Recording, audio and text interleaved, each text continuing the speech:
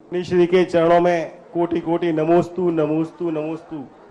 शुल्लक जी, इच्छामी इच्छामी इच्छामी शब्द बुआने पड़ जाते हैं, निशब्द हो जाते हैं जब आपके समक्ष खड़े हो जाते हैं, लेकिन फिर भी हिम्मत जुटा रहा हूं आपके समक्ष बात रखने के लिए। कुछ दिनों से देख रहे हैं कि युवा पीढ़ी, खास करके किशोर अवस्था वाले जो 10 वर्ष से 18 वर्ष हैं, इनमें डिप्रेशन की स्थिति बहुत ज्यादा बन रही है। यहां तक कि वो लोग आत्मघाती कदम भी उठा रहे हैं। आखिर ऐसी कौन सी उनको बात कही जाए ताकि वो लोग डिप्रेशन से दूर हो सकें? तो महत्वाकांक्षाएं हैं, इच्छाएं कम नहीं हुई, परिवार सीमित हो गया। इच्छाएं तो इतनी है कि बहुत ज्यादा। अब एक ही बालक है, 2 बालक हैं, उनके ऊपर ही माता पिताओं का सब कुछ टिका हुआ है। और उस बच्चे के सामने बोलते हैं तू ही मेरा दीपक है, तू ही मेरे कुल की चीज है, तू नहीं है तो अब क्या है, अकेले ही है। तो आधा डिप्रेशन तो माँ बाप डालते हैं, और बेटा माँ बाप को चाहता है तो डिप्रेशन में चला जाता है। जितनी बातें माँ बाप चाह रहे हैं इतना तो मैं पूरा कर ही नहीं पाऊंगा, इतना तो मैं कर ही नहीं पाऊंगा, मेरी क्षमता ही नहीं है।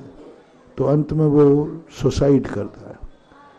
ज़्यादा आजकल पढ़ने वाले विद्यार्थियों में ज़्यादा सुसाइड होता है। कोटा वगैरह में जितने कोचिंग पढ़ते हैं वे सब, उनमें एक आध कोई ना कोई खबर मिलती है।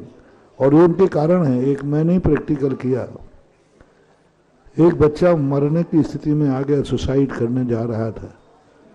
मेरे दर्शन करने पहुंच गया वो, उसको भाव था उसकी अच्छी थी कि सोचा कि मर तो रही हूँ, महाराज के दर्शन करके मरूं। तो उसके एकदम हिलोर आ गई रोने की। मैंने कहा बेटा क्यों रो रहा है? सारी बातें उससे पूछी तो बोले बेटा, मैंने कि मरना क्यों चाह रहे हो? बोले मम्मी मुझे बहुत चाहती है, मम्मी मुझे बहुत चाहती है। मैंने कहा तू मम्मी को? बोले मम्मी को मैं बहुत चाहता हूँ, इसलिए हम मरना चाहते हैं। अरे मैंने कि पागल हो गया? जब मम्मी तुझे चाहती, तू मम्मी को चाहता है, तो मरने का तो कोई? बोले नहीं, मम्मी बहुत इतने चाहती है मुझे कि दिन भर में 10 बार फोन करती है, बेटा पढ़ रहा है कि नहीं, तेरे ऊपर मेरी जिंदगी है, तू कलेक्टर बन जाए, तू बन जा, सब हम ऐसा।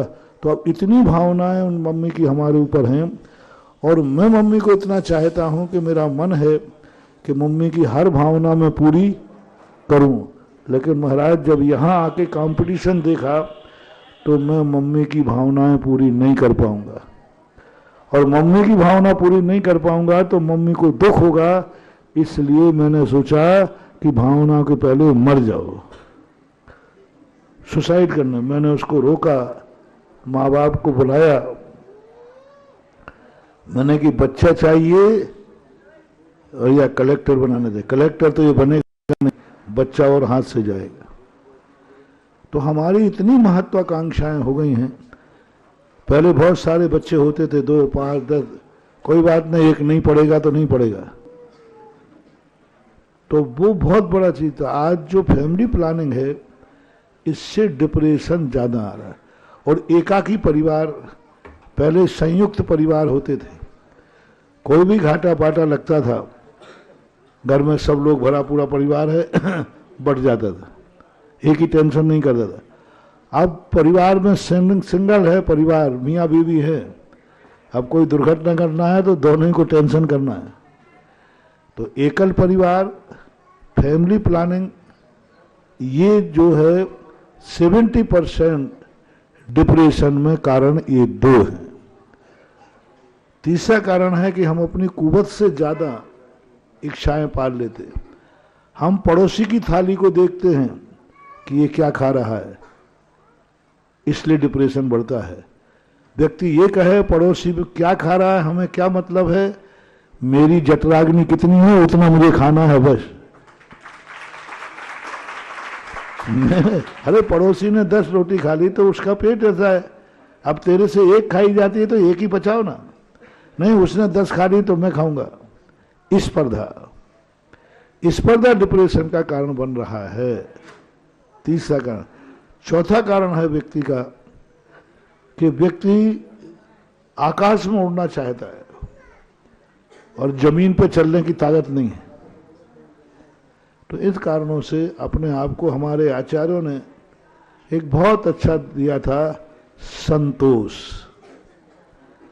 हम किसी पड़ोसी को नहीं देखेंगे, जो हमारे पास है उसमें हम संतुष्ट हैं, तो फिर मन चंगा तो कठौती में गंगा।